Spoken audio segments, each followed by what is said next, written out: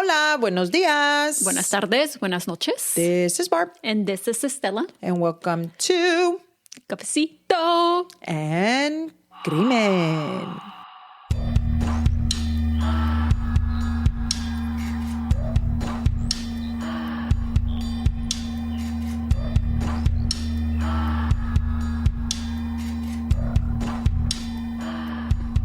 ¿Qué onda, vato güey? ¿Qué estás haciendo?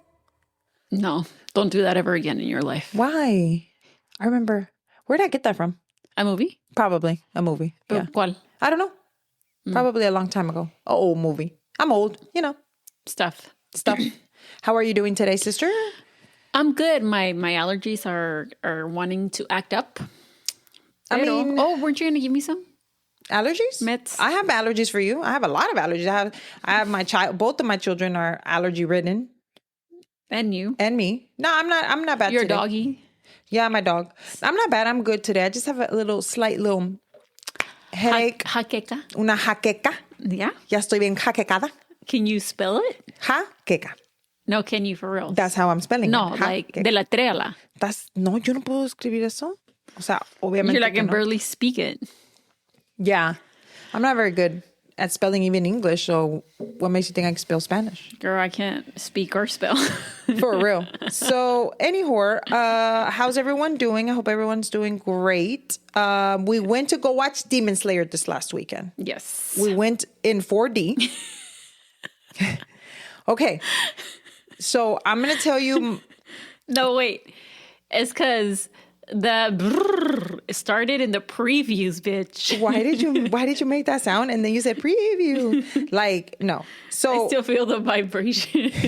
Wow. Los vergazos en la espalda. No, start from the top. Okay. Yeah. No. I honestly, like, I didn't know what to expect. It's an experience. Very, very. And then, like, I had the privilege that I was able to watch Demon Slayer up to the day before. So I didn't have to wait for the movie. Because Barbie finished the last episode we watched it Saturday night. And then we went to the movies on Sunday. En la tarde. So, like, for example, you and my brother-in-law and my son, well, my son didn't finish, like, he finished a little bit long. A couple of weeks ago. Yeah. I started Demons. I finished like months ago. Yeah. The season. But there's people that have been waiting for this movie for a long time. Like, I don't remember when the last episode came out, to be honest. I don't know if it's been more like a year or so. But so for me, it wasn't, I was ready, right? You didn't have to wait. I didn't have to wait. But now that I'm like, what am I supposed to do every for the day? next 2 years? Yeah, because... And then 2 years after that. Yeah. So, pero llegamos, right? Entonces, like, we got a drink, popcorn and candies and everything, right? Yeah. So, pero ya nos sentamos and they're like these, like, the seats están en cuatro. Yeah. Right? So, the only way I can describe it is like a universal ride. Yeah. So llegamos y entonces everything was fine. It looks like a movie theater. Yeah, it looks like a movie theater and everything was great. Pero there was a fucking, que era como, I don't even know what kind of movie it was. I think it was like Aliens or something like that. No, it was Tron. The new Tron movie. Okay. Yeah. Girl, so by... It was a previews. It was a previews. So by this time... Estamos sentados, pero my brother-in-law went to the restroom, so nomás quedamos tú y Juju y yo. Yeah. And so we're sitting there chilling, eating our little popcorn y todo. Girl. Cuando esto se empieza a mover, bitch, yo creo que no estaba ni bien sentada yo. Cuando nada más estoy súper para arriba and I'm like, what the fuck? Y luego air coming out of my ear, like acá. Y luego te salía air de acá de las patas, güey. Yeah.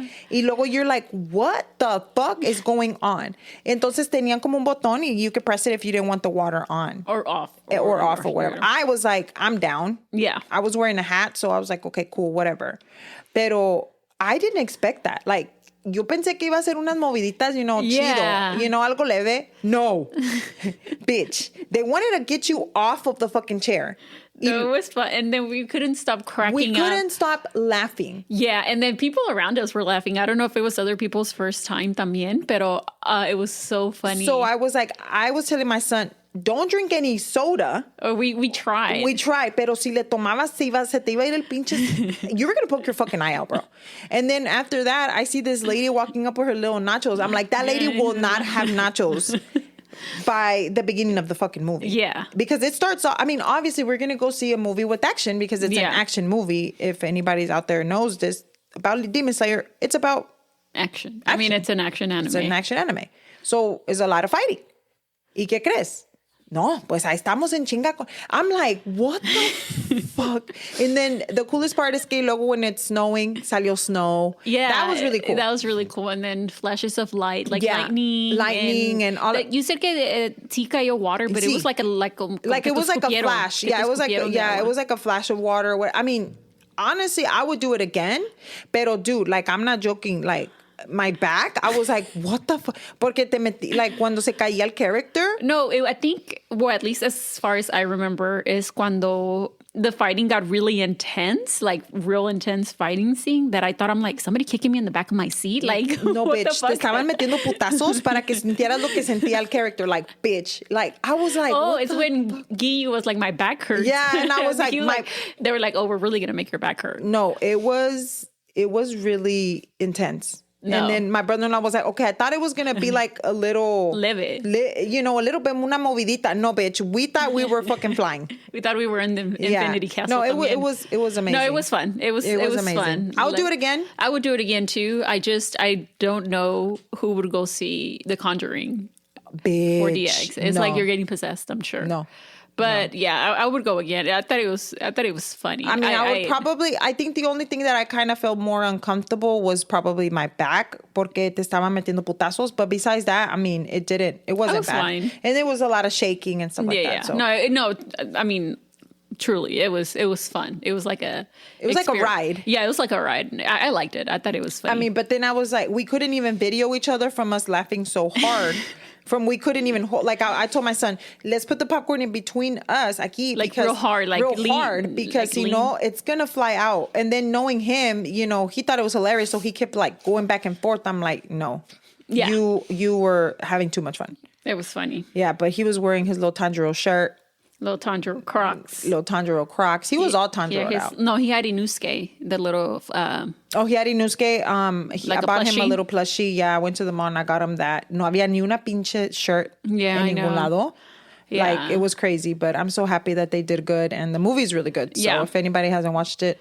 Watch the show and then watch the movie. I mean, it's a really good anime. Yeah, so it is. But anyhow... that was our weekend. That was our Sunday. We also watched boxing, which I hadn't watched boxing in a long time. Yeah, it was on Netflix. It was on Netflix. Yeah, and it did good. Like, it didn't glitch or anything. No, it did good. And it was... No, and Barbie's like, yeah, la pelea is going to start at 8. I was like, okay, cool, I'll come over. We'll watch it. No way. 8, 8:30.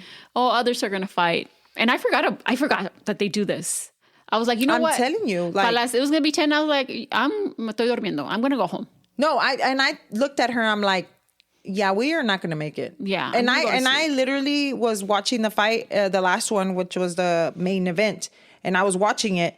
And then I literally, for some reason, they like went to like a break or something. They did something or something happened. Me quedé dormida. Oh, shit. And the only time I woke up was to like see. And then I only woke up because my husband was like calling me and he's like, hey, or I think my sister texted me or something saying that Canelo had lost. Yeah. And I was like, oh, shit. No, But it was a good fight. I dozed off a couple times, but throughout the fight, I would be like, oh, se están puteando a Canelo, and I went and I did revert, like I did rewind. Oh, you did? Rewind, yeah. And I rewinded it. Oh, so you caught up. So you didn't miss anything. No, I didn't. I watched it again. I went to sleep like at 1:30, but it's okay. Yeah, no, it was a good fight. I enjoyed it. But yeah, we had not seen boxing in a long time. I had a good time. I love boxing. But anyhow, so today's Stella's episode. What do we got today, sister? Okay. For today's case, let me pull up my case. That'd be nice. Yeah. I got it right here. Okay, for today's case, we are going to Valley City. Sorry, I feel like I'm vomiting. Go ahead. Drink some water. No, I'm fine. Oh, okay. Ew. That's why I burped. Okay. So for today's case, we are going to Valley City, North Dakota. North Dakota. I know we were just there with Arliss. Yeah. But she went to California. So technically we were not in North Dakota. We started in North. Yeah. We spoke about it. Yeah. So that's where we're going. Okay. So if you'd like to go to Valley City. Valley City, North Dakota. Go ahead and grab your cafecitos. And let's get started. Now, the fun, random, interesting fact about Valley City is that it's known as the city of bridges. I was going to say, if you said the city of valleys, I was going to fucking throw this at you. Hey, no, bitch. No. I was throwing a pin. City of bridges. Así, no como freeways, no. Bridges.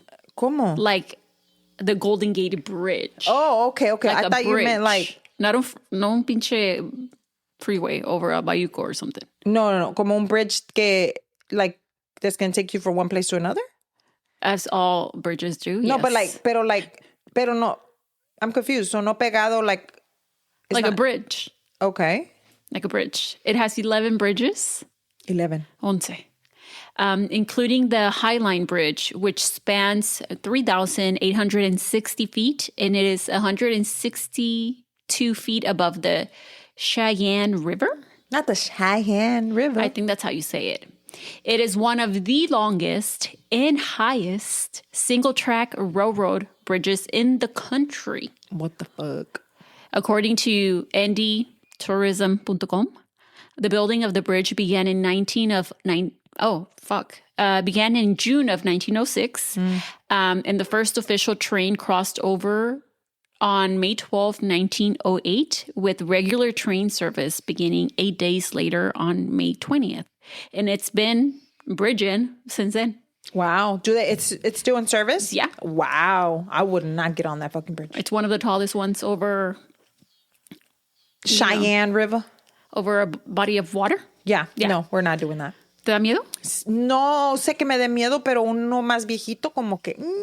Le piensas. You're a mother. You know, and not only that, pero pues You're a Pokemon catcher. I'm a Pokemon trainer and I need to be al 100 at all times. Pero at the same time, I mean, corrosion, it's been a long time since 1907. Well, I think they do maintenance, bro. I mean, it's up to code. Well, bridges have been falling, so. Yeah, I'm not doing that. But yeah, so if you want to go see one of the longest and highest single-track railroad bridges in the country. It's in North Dakota. You can go to North Dakota. Ahí hay uno. Just saying. Ahí hay uno. Now, today's case, as we say it every time. Tragic. They are tragic and senseless. And unnecessary. Exactly. And today's case is no different. So we're going to be talking about the murder of Mindy Morgenstern. So Mindy Jo Morgenstern was born in Bogota, Colombia on April 29th of 1984. And her name was Mindy Jo? And was adopted by Larry and Eunice Morgenstern. Oh, okay. Yeah. No wonder, because I'm like, Colombiana? Mindy Jo? Mindy Jo? Like what? Morgenstern? No, está bien. I mean, cool. I mean, if you're Mindy Jo, pero what? Yeah. So she was adopted by Larry and Eunice. So Thank Larry you, Larry and Eunice. Yeah. No, actually, they were the best. Larry and Eunice were farmers from New Salem, North Dakota, who went on to have 4 children. They had a biological daughter named Rebecca and 3 who were adopted from Bogota, Colombia. Oh, okay. Michael, April, and Mindy, who was the youngest. Let me make this a little bigger because... I wonder how that works. Can they change their name once they're adopted? Like if their name was Maria and then they're like, oh, no, now you're maybe if they're babies? Yeah, I don't know. Oh. Quién sabe. I don't know how that works. Now, Mindy had a great upbringing in New Salem. She was a happy child who loved animals, was always happy, loved to play, in the outdoors. And they were Christians, so they were very into their faith también. She grew up a tomboy, but that means that she, wasn't like she grew up to be like a beautiful young lady. In high school, she participated in track and basketball. And after graduating from New Salem High School, she moved to Valley City to attend Valley City State University, where she planned to major in physical education. So her dream was to be a basketball coach or a physical therapist or even go to become a missionary. Mm-hmm. So while attending university, Mindy continued her love for running track. But that was cut short after a devastating medical diagnosis. So during her freshman year, after experiencing numbness in her face and her leg, Mindy was diagnosed with MS. I know. multiple sclerosis. Yeah. Yeah. So according to the Mayo Clinic, MS is a disease where the immune system attacks the covering of nerve fibers, which protects them. The symptoms are numbness, weakness, trouble walking, and vision changes, among other symptoms. The disease is classified by types, and there is no known cure. Oh, wow. Yeah. So after her MS diagnosis, Mindy moved to an off-campus apartment, which was recommended by her doctors, who had informed her that living on campus could expose her to many different illnesses, which would be hard for her due to her delicate immune system. Now, despite her having MS, according to her mom, Eunice, Mindy did not let this bring her down and continued to live her life to the fullest. I don't know if maybe her stage, you know how I just said that they classify by type. So I don't know if she was like in the very beginning or something. Yeah. Stage. Yeah. Mindy had the best personality. You could ask anybody. She was bubbly, friendly, and outgoing. She had many friends, and she loved her life in Valley City. But that didn't stop her from going back home still and being the farm girl that she grew up as. So she knew her parents were getting older, and so she'd make the over 2-hour drive home to visit her parents and help around the farm with the animals and chores. Eunice says that when she'd go over, Mindy would turn on the radio and get her to dance in the kitchen. Oh. And she says that she learned a lot from her daughter, and that one of those things was just to let go and just, not be worried and just live in the moment. Oh, I wish I had that. Can't relate. I worry about everything. And your daughter worries about everything. Yeah. So it's not like she's like, Mom, relax. No, I'm the one that's like, no, it's going to be fine. Yeah. Yeah. And then you go and like rock in the corner and shit. Like, I'm like, no, it's not going to be fine. Yeah. Now, this brings us to September 2006. Okay. So Mindy was 22 and a senior.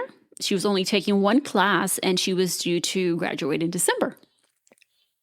So throughout the years, she worked as an assistant basketball coach for young kids at the high school in Valley City, and was a lifeguard at the university and for the city, which I'm assuming were all like seasonal positions, right? Yeah.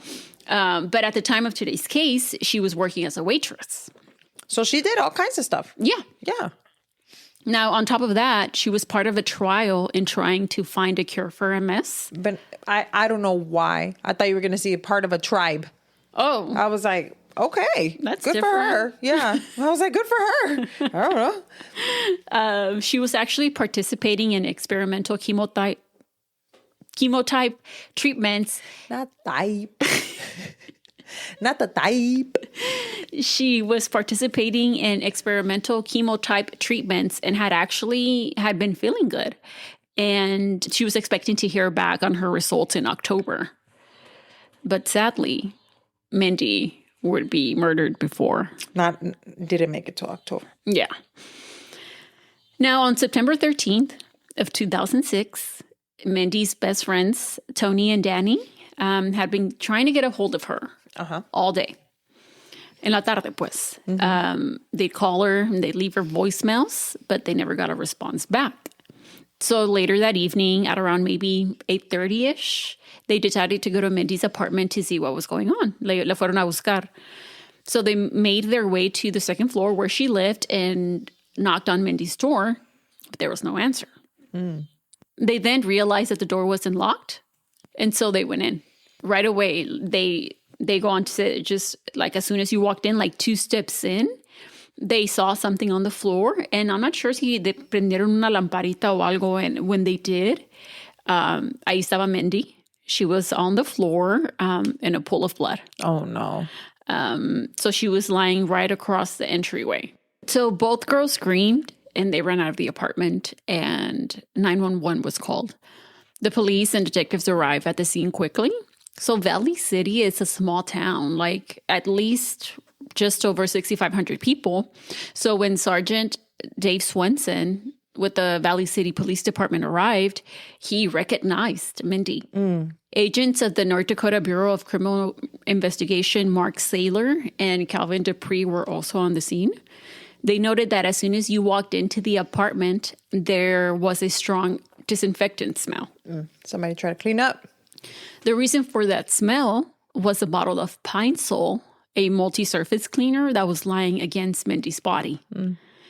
Now, Mindy was found facing up with the belt around her neck and a broken off knife still stuck in her throat. God dog it.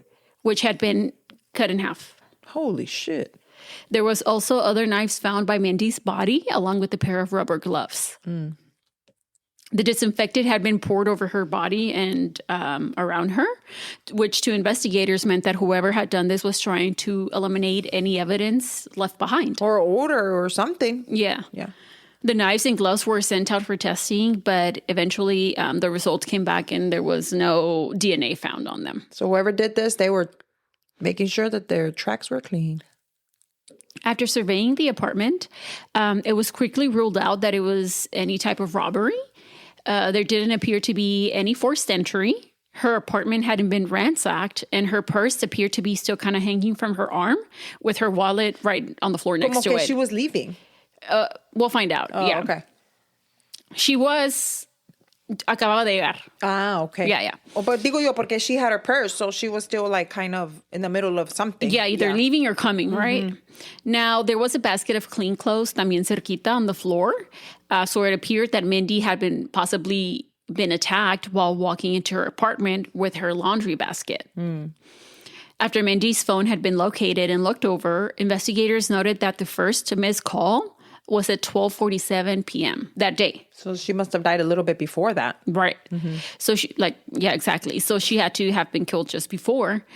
After the scene had been combed through thoroughly, police hadn't found anything that pointed to who could have killed Mindy. But it wasn't all a total bust because they were able to collect evidence found under Mindy's fingernails that pointed towards her scratching her killer. Awesome. Okay.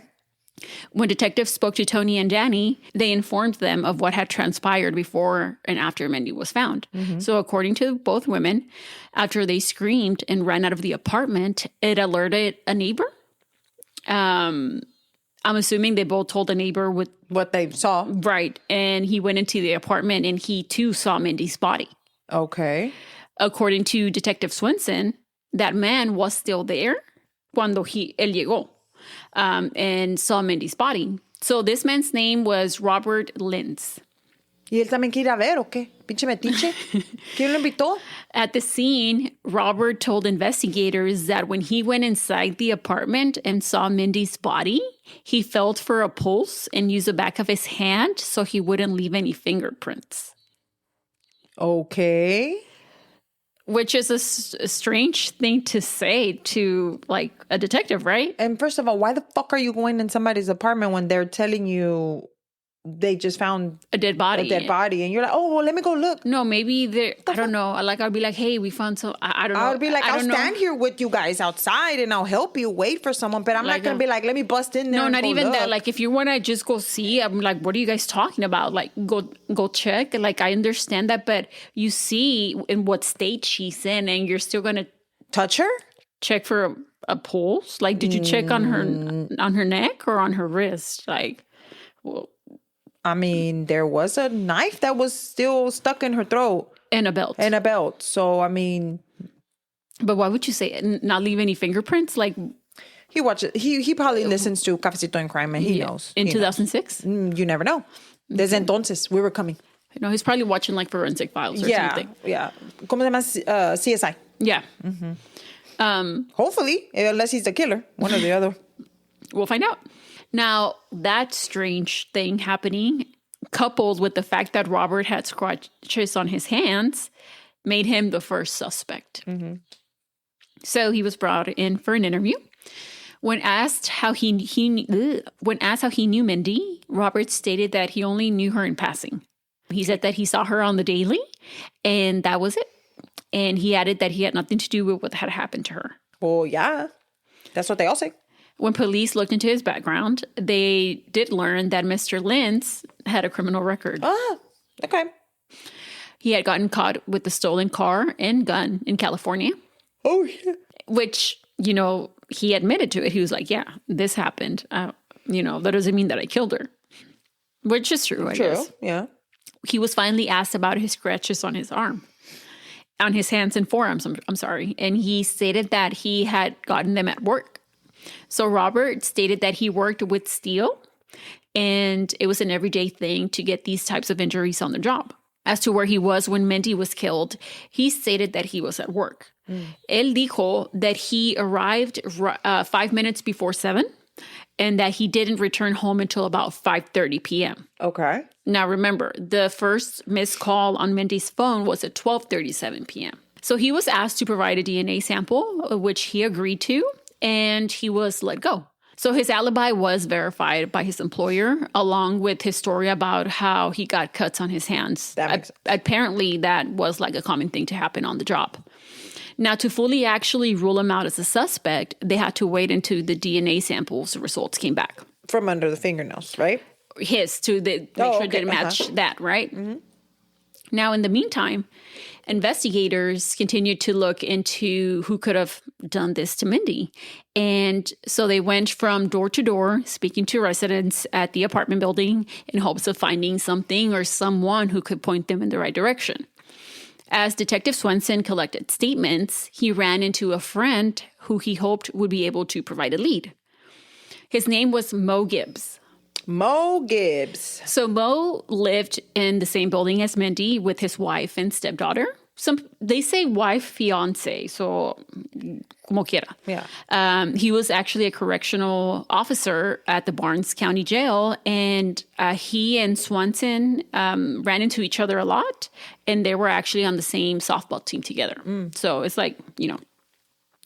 About Mindy, Mo said that he knew that she lived in the building, and just like Robert, dijo que he knew her de pasada. When he was asked if he noticed anything unusual, he said that he had. Oh. So that afternoon, earlier that afternoon or the day before, Mo said that he had gone to lunch with his wife, fiance, and his stepdaughter. He returned his wife back to work at around 12:20, 12:30. I guess he had picked her up for lunch. And then he said that his wife, fiance, texted him not long after asking him to bring her something to drink at work. Apparently she was pregnant or something like that. A lo mejor se le antojó algo. So apparently la señora fiance esposa lived like a couple of minutes away from the building. So he went and dropped it off, whatever she wanted to drink. And then he came back around 12:45. Afterward, he began to pack boxes because they were in the process of moving out of the apartment building. And he was saying that as he was going in and out, putting stuff in the car and stuff like that, that he could smell a strong disinfectant smell, which we know was the pine sol. Pinol? Pinol. Pinsol. What's the proper name in Spanish? Pinol? Pinol. O pinesol? No sé, pero es pinol. Okay. Well, that's what your mom calls it, pinol. I know. So at that moment, investigators' timeline for when Mindy had been killed from her first to missed call at 12:47 p.m. was from that time to around 1:30 p.m. So police gathered DNA samples from Mo and other residents from the building to rule everybody out, which were sent to the state lab for testing. So they, just like Robert Lintz, they had to wait for all of that to come back, of course. Yeah, it takes time. Yeah. Now, investigators focused on her loved ones, on Mindy's family and friends, hoping to learn something about someone who could have had it out for Mindy. Larry and Eunice had a hard time, just thinking of anyone who would want to do this to their daughter. She, again, was liked by everyone. And after finally taking some time to really think about it, Eunice brought up Tony's ex-boyfriend. So Tony is Mindy's friend, like la encontró, right? So her ex-boyfriend was named James Robinson. And according to what people knew about him, he wasn't a nice guy. According to Tony, James was involved in some sort of criminal activity.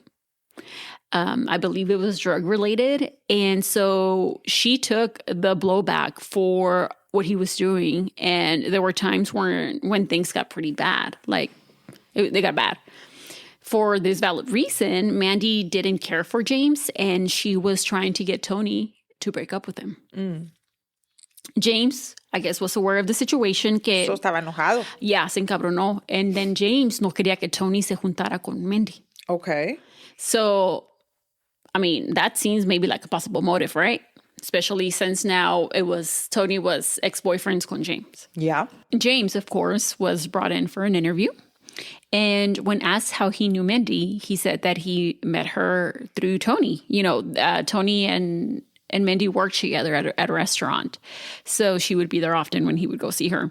Knowing that what they knew about him possibly being involved with drugs, investigators asked him if he had a criminal record, to which James answered truthfully. He admitted to being charged with a drug-related crime, had taken a plea deal, and was now doing community service. He added that he was now trying to leave that life behind him and just stick to a straight and narrow path, according to James.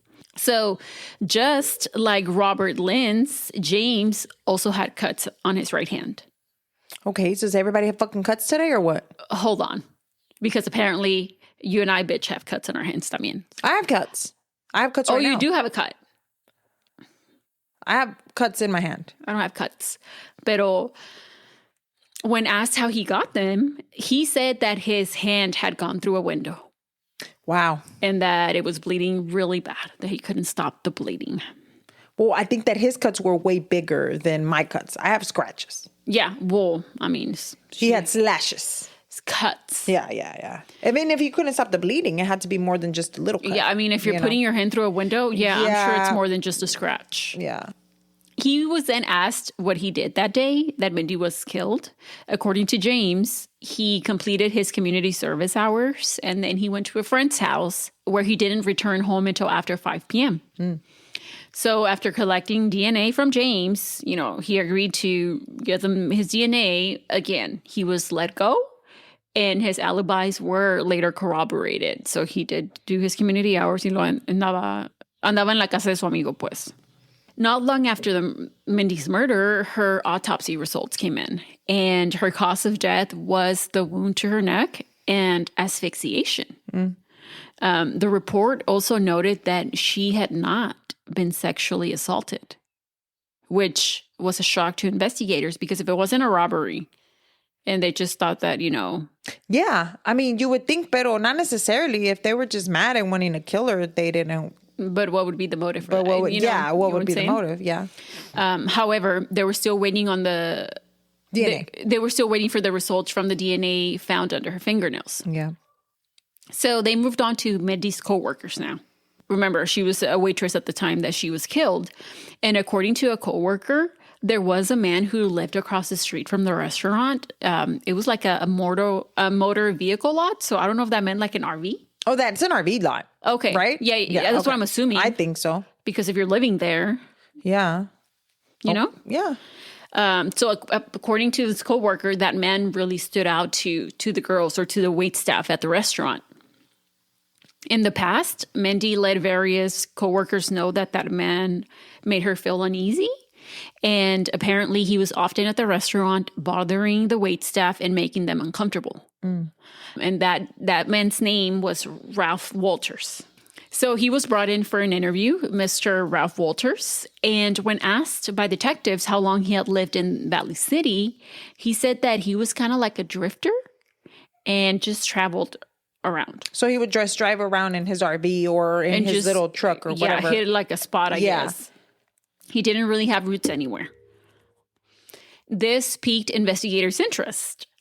Not only that, but it turned out that Ralph also had cuts. Puta madre! On his hand. Pues todos tenían cuts. Cuts.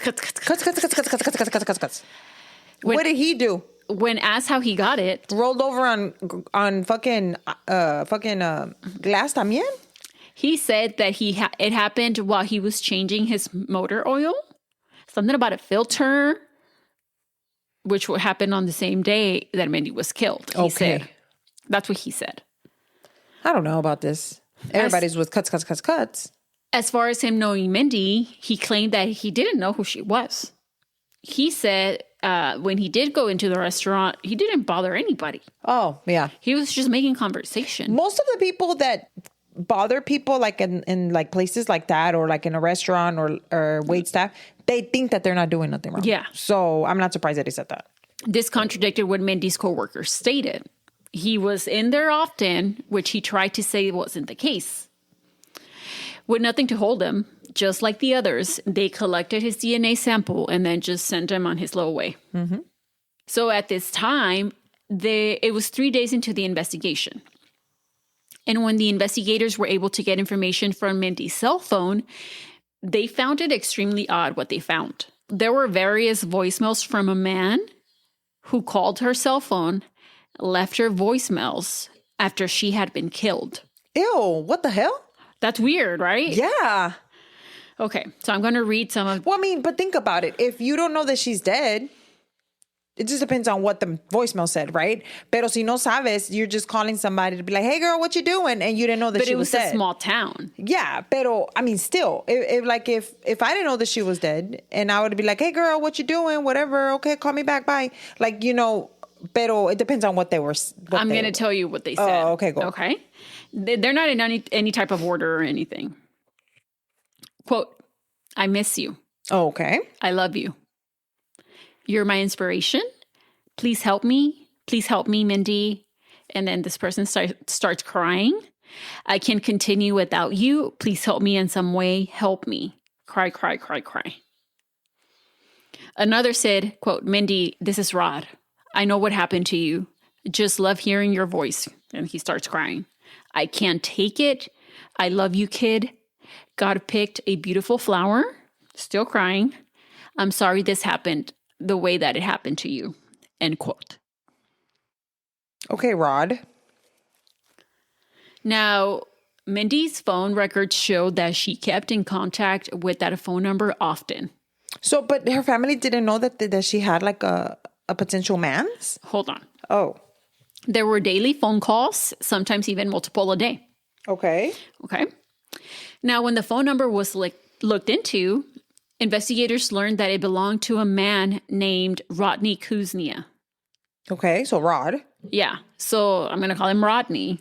That's his government name. No, call him Rod. No, Rodney. Porque él quiere que le digan Rod porque dijo, this is Rod. Yeah, pero porque la conocía. Yo no lo conozco a Rodney. Okay, Rodney. Rodney Kuznia. I'm going to call him Kuznia because I like saying Kuznia. First of all, you don't even know if that's how the last name is said. It's Kuznia. It's Rod. No, it's Kuznia. So Rodney was the dad of Mindy's ex-boyfriend. What? Kyle Kuznia. What the fuck? ¿Y luego tú? Investigators decide to bring in Kyle first for an interview just to learn what type of relationship his dad had with his ex-girlfriend, Mindy. Because this shit's weird, right? Super weird. I mean, personally, I don't know. I mean, she's a murder victim. Like, she's been brutally murdered. And then he's calling her and saying these things. After she's already been killed, saying, I know you died already, pretty much. Yeah, but I just want to hear your voice. That's creepy. And I miss you, and I know what happened to you. I mean, if you have nothing else to really go on besides, of course, this is going to be like a fucking... ¿Cómo se dice? A red flag? A red flag. Yeah, for sure. I couldn't think of... I was just making the hand motion. She was making a hand motion of I don't know what. But like, you got it. You know what I meant. Like if she was shaking a Polaroid picture. Now, in regard to Mindy, Kyle stated that he and Mindy had been in a serious relationship, but he had broken up with her the year before. He stated that he, maybe didn't handle the breakup the best, but that he hadn't had contact with her since then. At the time, Kyle was actually close to marrying somebody else already. So he was like, I broke up with her last year. No sé nada de ella. I haven't talked to her. Yeah, okay. Yeah. And what did he say about the relationship that she had with his dad? Okay, so we'll get there. Now, when asked where he was the day that she was killed, he stated that he had been working out of town, which was later corroborated. He didn't have cuts on his hands. I was about to say, he had cuts too? No. Shit, he was cutting a Christmas tree or what? Putting up his Christmas tree? Then investigators asked about Mindy's relationship with Rodney. So it appeared that possibly Mindy todavía tenía like feelings towards Kyle and got information regarding Kyle from his dad. Oh, okay. Yeah. Or maybe that's how it started. Yeah. from the messages that, I read to you or whatever, it was easy to assume that Rodney has some sort of fucking feelings towards Mindy. Yeah. And just the amount of contact that he had with her was like not normal. It was kind of like unhealthy, like what's going on. And but at this point, was she just being nice by answering, or was she like, that's what it seems like. According to Mindy's friends, Mindy had enough of the communication with Rodney and had actually told him to quit calling her. So the friends knew about Rodney? Yes. And they didn't think about telling the police this? No. Okay, great. So if that were the case, let's say que Mindy sí le dijo a Rodney, hey, ya no me estés hablando, I don't want to talk to you. Let's say that pissed him off and he could have maybe gone reacted, crazy and he stabbed her, yeah. Rodney was brought in for an interview. Investigators got right to it and let him know that they didn't understand the relationship that he had with Mindy. Was he married? Did he have a wife? I think maybe he was widowed. Oh, okay. Maybe he felt lonely. Because he said, quote, well, you'd have to know her. She was a bubbly character. She reminded me of my wife in her younger days. Oh, end quote. Okay. That's nasty. Weird and nasty. That's your girl. That at one point, that was your son's girlfriend. Like they were going to get married. I don't know about married. I don't know about that, but they were in a serious like, relationship. Yeah. And she's like 22. 22. So she was dating your son when she was like 21, man. And you're like in your fucking 50s. Mm-mm. Disgusting. Regarding the voicemails he left, Rodney admitted to calling and leaving them. And after hearing what happened to her, he said that it was stupid to do, but that he just wanted her to pick up one more time. Creepy. Like, you could say sad, but so fucking creepy because you know that he's so much older than her. Like, no,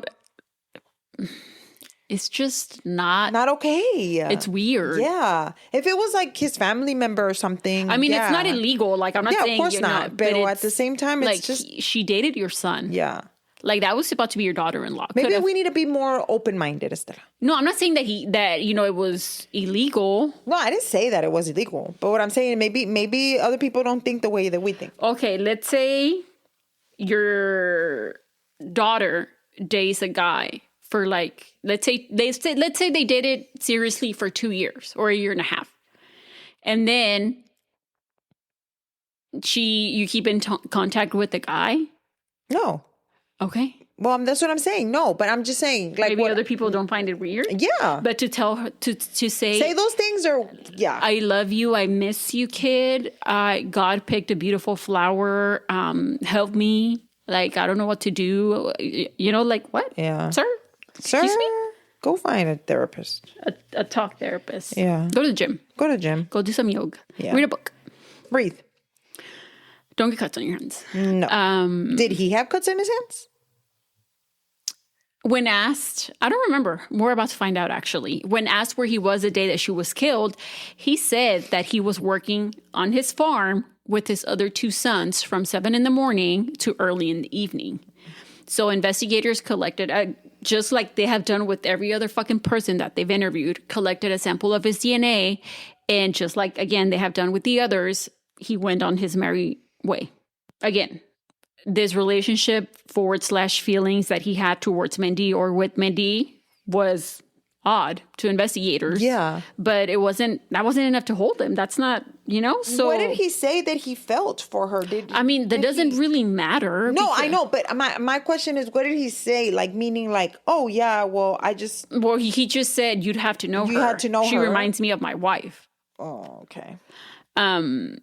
And then his alibi of where he was when she was killed was corroborated. Like he was where he said that he was. But again, to fully rule everybody out, they had to wait for those DNA samples that they gave willingly to come back. Yeah. Now, Mindy was laid to rest like on the 19th. So it's always crazy to me that not 6 days after she was killed. So like sometimes you just make plans, and you're like we have plans to possibly go to dinner this weekend, right? And we're like, damn, bitch, sometimes you don't even make it to those fucking plans, No, you just die. And she thought that, she was going to get her results back from her trial in October. And she thought she was going to graduate in December. Yeah, she was going to be a basketball coach, possible, and and just... It didn't happen. That's crazy. Now, her memorial service was actually held at the New Salem High School gymnasium since the church wasn't going to be able to hold all the people that were coming. Wow. Well, she probably worked at a lot of places, so she knew a lot of people, She was right? well liked, yeah. She was just a people person. And también los niños and stuff like that? Over 500 people showed up. Oh, shit. 500? Yeah. Now, undercover agents were also there because obviously they hadn't caught this person. So you know how sometimes these people tend to insert themselves into the investigation. Not the investigation. Into the investigation. And, también se ponen ahí a llorar and shit, pretending to... No, y luego sometimes they do that to see what they did or if to they're see if going they're on to them or something like that. Yeah. The next day on the 20th, DNA results started coming in. Yeah. The crime lab let investigators know that they had a positive match from the sample that had been found under Mindy's fingernails that matched a DNA from a sexual assault case in Fargo, North Dakota, just 2 years prior. Mm-hmm. Not only that, but that DNA also matched one of the samples they had recently collected. Okay. And they couldn't believe who it was. Who is it? Mo Gibbs. Mo Gibbs? Mo Gibbs, the correctional... What the hell? Mo Gibbs, the one with the pregnant woman? And fiance/wife. What? Mo Gibbs, the correctional officer who was a friend of Detective Swenson and also played on the same softball team together. Wow. When they looked into his background, they learned that he had actually changed his name from Glenn Dales Morgan Jr. to Mo Gibbs the year before. Well, if your fucking name is Glendale Moore, all of that, I would be Mo Gibbs too. Bitch. Glendale, ¿qué? Glenn Dales Morgan Jr. That's too... Wait, but they're short names. Te hubieras quedado Glenn Dales, bitch. Glenn Dales, Mo Gibbs, same shit. Junior. Morgan Jr. Morgan Jr. Or you could have just been Morgan. What? Now, he also had a criminal record. Wow. This is crazy. I knew it was somebody. Obviously, I thought it was, for some reason, I thought it was a son. Kyle? Yeah. Kuznia? Yeah. No, it was not a Kyle. It was Mo Gibbs. Mo Gibbs. So like I just said. Nada que ver. O sea, now that you said that, my mind is going fast. Okay, so is there any other reason why, she would have that under her fingernails? Or is there, did she do, pero there was no reason for her to have that DNA if he said he was taking a drink to his pregnant wife, Mm-hmm. So there's no reason. Okay. Unless it was the killer, Like I just said, I know. So like I just said, he had a criminal record and had been involved in a drive-by shooting. What the fuck? Is this a gangster? What the? For which he served 5 years in prison. Puta madre. Let's not forget that DNA sample, the Mo Gibbs, also matched in a sexual assault case in North Dakota, in Fargo. Danger. So he had a violent past. Yeah. Investigators had to bring him in, of course, and they did it under the pretenses that they were just trying to clear him as a suspect. Dude, pero, I'm once again, my brain is going, ¿Ya la prendiste? No, ya tiene rato prendida. So why would he tell him that he could smell pine saw? Because you could smell pine sol. You could smell it on the floor. It was super strong. I know, but I don't know if they were neighbors. I don't know exactly where he lived. Yeah. So I don't know if he lived right next door or across, because he could have easily been like, no, I didn't see anything. I didn't hear anything. Pero abrió el hocico. Yeah, you know what I mean? So a lo mejor vivía al lado de ella, quién sabe. Y qué bueno que they decided to take his DNA, because if they would have been like, but he couldn't, why would you refuse unless you're guilty? Definitely. I understand that. But what I'm saying, if he's exercising his rights. And then, I want a lawyer, right? Yeah. Pero he, how are you a correctional officer? How the fuck are you a correctional officer? Change your name and... Maybe because he changed his name. Yeah. So falsificó records. También ha de haber falsificado su, date of birth and shit, I guess. Because, you can't just become a correctional officer if you've been in jail, right? He's been in prison for 5 years. 5 years for a drive-by shooting. Plus, like, I wonder if that drive-by... assault. I wonder if that drive-by shooting killed anybody. Like, we don't know. 5 years is a long time. Yeah. For just a drive-by. So algo pasó. Yeah. Unless he was like... attempted murder or whatever, but... Violating a parole or something and shit. Still, that's crazy. Now, like I just said, they brought him in telling him, hey, bro, we're just trying to clear you as a suspect for reals, you know? And the fact that they were on friendly terms, right? Because he knew Detective Swenson y toda la madre. Like, yeah, because they play baseball. Softball. Yeah. So, you know, they didn't expect him to think that anything was up, right? Yeah. That they, like, were about to catch his ass. So they went over his initial statements. You know, yeah, he lived in the same building as Mindy, que nada más la conocía de pasada. The night before Mindy's murder, Mo said that he worked at the jail for an overnight shift and that he got home around 7 a.m. And then that he started packing and loading boxes, así toda la madre. Then he went to go pick up his fiance wife for lunch, returned back home at 12:45 to 1 p.m. Again, said that there was nothing unusual except for the scent of pinol. So just like the other men that had been interviewed, like 1, 2, 3, 4, 5, 6, 7,000, Mo also had scratches on his hands. Oh, ta madre. Ay, no. When asked how he got them, he said that he got them from moving boxes over to his in-laws. I don't know if that's where they were moving, but he was moving shit to his in-laws. Y también that when he was putting his stepdaughter in her car seat. And then he was giving a polygraph test. I can guess that he did not pass it. So just before, they were like, okay, answer these questions, and then we're going to do this polygraph test. He was asked by the polygraph test operator if he had ever been in Mindy's room or apartment. And dude, I want to be a polygraph test operator. Like, what the fuck? Like, how is it that you become a polygraph test operator? Like, I want to do that. You should look into it. I am. Check TikTok. I'm sure they'll tell you. I'll ask ChatGPT. Yeah. ¿Cómo se llama tu ChatGPT? No tiene nombre. Okay. You should give him one. No, I don't like him. Mo Gibbs? Mo Gibbs. Mo money? Mo problems. Yeah. Like I just said, they asked him if he had been inside Mindy's apartment or room. And he said that he had been in it about a week and a half to 2 weeks prior. What? According to Mo Gibbs, he ran into Mindy, who was struggling to carry her laundry basket and otras cosas que tenía en la mano. So she was trying to carry them all at once, and he helped her out.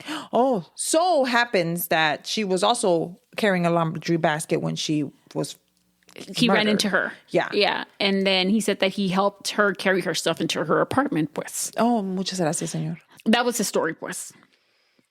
The main question asked during the polygraph test was if he caused or contributed to Mindy's death. And he said no. Now, overall, the operator noted deception in the test answers given by Mo.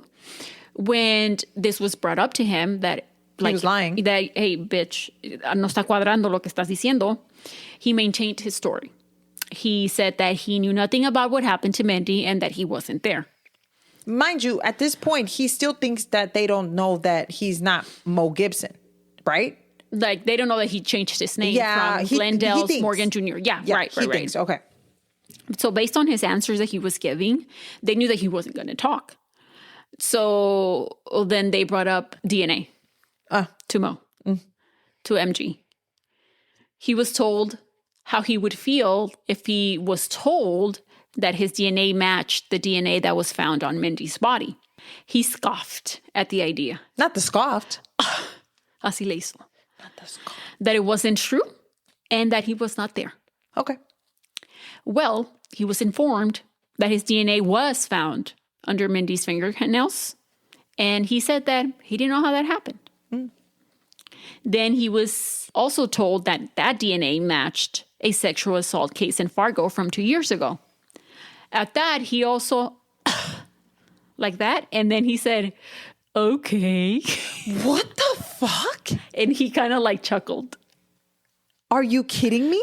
I am not. So does he think that just because it happened a while ago? 2 years. 2 years. 2 years. It wasn't even that long. It was 2 years. So because it happened 2 years ago. Bitch, you left your DNA at the fucking scene. Okay. Go ahead. How are your correctional officers? Like, I need to find that out. I'm going to ask ChatGPT. You know that, right? yeah. He was arrested. Yeah, obviously. And he was charged with murder. And you know what? I want to know if he tells you why. Now, after his arrest, accusations against Mo began to surface from female inmates from the jail where he worked. The women who came forward stated that he had been sexually assaulting them for weeks to months. Wow. That's crazy. That is so crazy. That's sad. Dude, like, you can't even be in jail in peace? Can I just be in jail? Leave me alone? Yeah. What the hell? So in addition to the murder charge, he was also charged with 7 counts of sexual assault. 7, Estela? 6 of them were for the sexual assaults that happened in the jail, and that other one was for the sexual assault case from Fargo. Wow. He later pleaded guilty to the sexual assault charges, but not guilty to the murder charge. Oh, wow. Trash. So his trial for Mindy's murder began in July of 2007 in Minot, North Dakota. Mm-hmm. The prosecution argued. The prosecution argued that Mo killed Mindy after attempting to rape her. Oh. They believe that on September 13th, he was carrying laundry up to her apartment, and Mo was waiting for her in the hallway. I guess from returning from dropping off the drink to his fiance/wife. As she made her way inside, he pushed her into the apartment, threw her on the floor, and attempted to rape her. Mindy put up more of a fight than he thought that she was, and so he tried to strangle her with the belt. And when it wasn't working, he grabbed the knife and he, stabbed her in the throat and cut it half open. He then grabbed the pine sol, poured it over her body to get rid of any evidence that he could, and then he left. Oh, because he thought he was smart. That's why he was scoffing. Because he thought he was like scoffing, because he was like, yeah, right. I got this. You got this. You're not. You don't know what you're doing. Yeah. I am a mastermind. Yeah. The state provided, of course, the physical evidence, so the DNA and all the circumstantial evidence also. Most defense argued that he didn't kill Mindy. No. Not only did he not know her, but the time frame was too narrow that he couldn't have had the time to do it. Oh. As far as the DNA found on Mindy belonging to Mo Gibbs, well, that was touch DNA. Oh. Which meant that it was transferred by touching the same surfaces, like doorknobs, like stair railings, handles, that kind of thing. Yeah, that would be like, you would need to have a lot less than probably was under her nails. And you are correct, actually. Yes. I'm pretty sure that for that, you would need to have a speck, not a whole ass fucking, stabbing and scratching and shit. At the end of the trial, the jury deliberated for over 22 hours. And on July... What was there to deliver 22 hours, jury? Deliberate. Rate. Jury. And on July 12th, 2007, they declared a mistrial. What? As the jury was deadlocked. Why are you deadlocked? This shocked everybody. You're like, I'm shocked. What? Why? It shocked Mindy's family, who believed wholeheartedly that the jury was going to find Mo guilty. God. And it also shocked Mo's family because they couldn't believe that he was getting away with it, basically. No, they couldn't believe that Mo hadn't been found innocent. What the fuck? Mo's second trial for the murder of Mindy Morgenstern began on October 22nd, 2007. This time, prosecution called to the stand an expert who they believed would erase all reasonable doubt that Mo's DNA found under Mindy's fingernails was touch DNA. According to the expert, so just like you had said, the amount of DNA found under Mindy's fingernails could not have been touch DNA. It was too much. And not only that, touch DNA, we're talking about fingers. Like, it would be on your finger, but it was under, in her nail. I mean, I don't know. I'm not an expert, but, I mean, that just made no sense. Yeah. Additional evidence presented was Mo's phone records. So after his arrest, his phone was obviously confiscated. And on it, they found that he was always in constant communication with somebody. Mm-hmm. Like, every minute on the minute or every hour on the hour, he was sending text messages. He was on his phone. He was sending emails, toda la cosa. So according to the prosecution, that morning of Mindy's murder or that afternoon, so the morning of Mindy's murder, Mo did get off work at the time that he did, early in the morning by like 7. Early that afternoon, he went to, he went to pick up his fiance / wife and go have lunch. That did happen. And, he dropped her off between 12:30 to 1, which based on Mindy's first call, 12:47, it put Mo at the scene. So for the next 2 hours after that, there was no phone usage. Which was unusual for him. Then the communication via messages, emails, and, other means resurfaced. Social media, whatever it is. Resurfaced back up. Could you get on MySpace on phones? I think that he had a Razor. Yeah, you could, right? You had a Razor. I had a Razor, but I don't think that you could get on MySpace? No. Are you sure? Yeah, I'm pretty sure. Okay. I forgot it was in 2006. Yeah. Yeah. The prosecution also called to the stand Mo's cellmate. Okay. So who... The original one from when he was in jail for 5 years, or this new one? No, this one. He was awaiting the second trial. So Mo's cellmate... so according to Mo's cellmate, while awaiting trial, he admitted to him that he had killed Mindy and that he'd do it again if he had the chance. Why was he mad at her? Bitch, be mad at yourself. You got caught, huh? Motherfucker. What the hell? So at the end of the second trial... After deliberating for over 27 hours. Okay. On November 16th of 2007, the jury found Mo Gibbs guilty. Okay. He was sentenced to life without parole. Mm-hmm. For the sexual assault case in Fargo, he was sentenced to 12 years and 15 years for the sexual assaults that took place while he was a correctional officer at the jail. I mean, can he get like... Wasn't he like impersonating something or something like that for changing his name or like lying? Something had to have happened there. In 2008, I believe, or 2008 or 2009, he tried to appeal his conviction, claiming that there was not enough evidence to convict him. Shut the fuck up. But that was dismissed. And as far as I know, he is currently serving his sentence at the North Dakota State Penitentiary in Bismarck, North Dakota. And I hope that he's getting sexually assaulted there. I hope so. And that is the murder of Mindy Morgenstern. And we'll never know why. Just because he probably wanted to rape or sexually assault her. But he didn't. But my question, my deal is to you is like, he had to have been watching her for a while. Oh, yeah. He had to have been like waiting for this moment for him to be like, I'm gonna do this. But even like you said in broad daylight, like you just fucking saw your wife. I think his stepdaughter was with him or something. Like, what kind of rage do you have to have? Like, what kind of... He was a violent person. He was a violent person. So what kind of like, so no te dejaste, so I'm gonna slash your throat? Like, what? And with the belt. Like, what the... I just don't understand that. And there was gloves at the scene. So, like... Where did he get the gloves from? He was prepared. Yeah, he was prepared.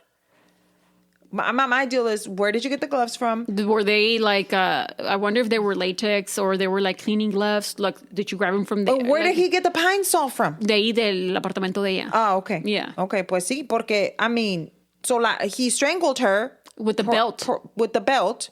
But then he was like, this is not enough. And that's not working, I guess. Or she wasn't dying fast enough. And then he slashed her throat. Yeah, the hold still the knife in there. Yeah. But still, I mean, it just makes no sense. There is never a reason, but Anyways, let us know what you think about this case. If you'd like to follow us, you can follow us on Instagram at Cafecito and Crime Pod. And if you would like to download our episodes, leave us a review and or rate us. We would appreciate it, guys. Thank you. We would. Thank you so much. And have a wonderful night wherever you guys are at. And we'll talk to you in the next one. Bye.